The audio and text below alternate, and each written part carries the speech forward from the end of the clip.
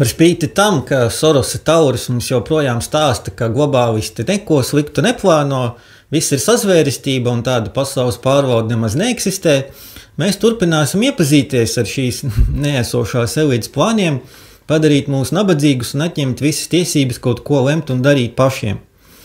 Amizanti, ka jau vietējā presē par šīm lietām parādās aizvien vairāk dažādi raksti, kas vēl pirms dažiem gadiem šķīstu absurdi, ja ko tādu ļaudis mēģināja teikt, bet tagad viss jau tiek normalizēts un sabiedrības sagramošanai paredzētā kampaņa strauji uzņem apgriezienus. Kārtējais raksts no cikla jums nekas nepiederēs un būsiet laimīgi vēsta par to, ka Eiropas Savienībā tiek gatavots likums par apģērbu. Līdz 2030. gadam ir jāizmaina arī tas un jāpadara ilgtspējīgs. Lai ko tas arī nozīmē, bet atslēgas frāzi varam izlasīt pašās beigās. Tātad, diemžēl tas viss visticamāk sadārdzinās apģērba izmaksas.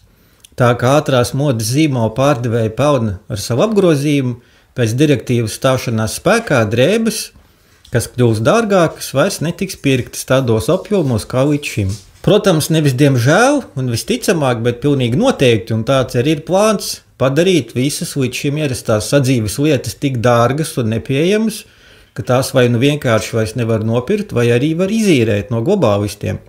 Tāpat kā automašīnas, mājas un tad jau arī apģērbu.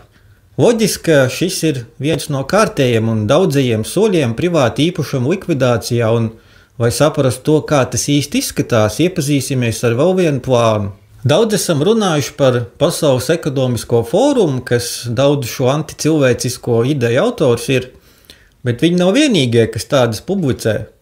Ir arī daudzas citas organizācijas, viena no tādām ir ARUP.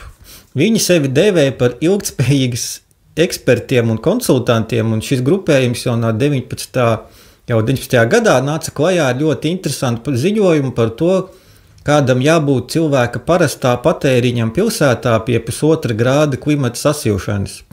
Acīm redzot, tas ir kaut kāds viņa izdomāts globālais vidējais rādītājs, kam nav nekādas jēgas, taču lietas būtība ir pavisam citur.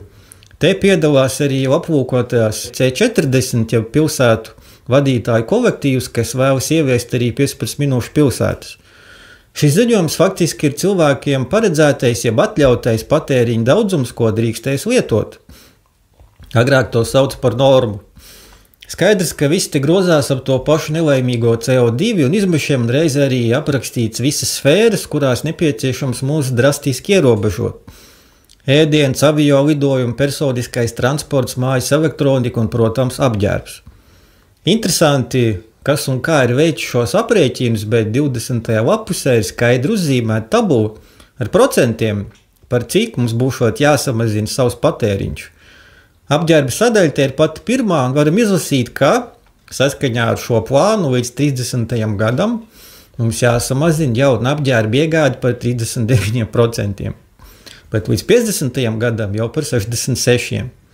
Vēl ir minēts gaļas un piena patēriņš, arī tas jāsamazina par 36%, par gandrīz trešdaļu mazāk jālido un tikpat jāsamazina auto īpašnieku skaits. Redziet, cik smalki viss ir aprēķināts. Protams, tajā visā paliek nepateiktā sadaļa, jo tāpat vien lielākā daļa cilvēku neatteiksies no ierastā dzīves ritma un patēriņa. To varbūt darīs tie, kas patiešām tic šai mēs visi mirsim kārtējai histērijai, nākamais pēc potēšanās, tad ir mazāk ēst un pārvietoties. Bet pārējos nāksies piespiest, un vienīgais veids arī ir padarīt šīs lietas vienkārši nepieejamas, paceļot cenas un ieviešot dažādus ierobežojumus. Atkal jāatgādina, ka lockdowni un tikai pirmās nepieciešamības preču tirgošana Covid laikā bija šī sociāla eksperimenta pirmā fāze, bet ieplānots tas viss bija jau pirms tam. Un tālākās darbības seko atbilstoši cilvēku reakcijai.